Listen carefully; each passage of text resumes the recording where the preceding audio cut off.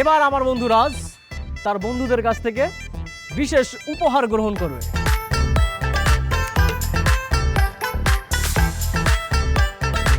এই নাও বন্ধু, তোমার জন্য, তোমার দুঃখের দিনে সুখের সাথী।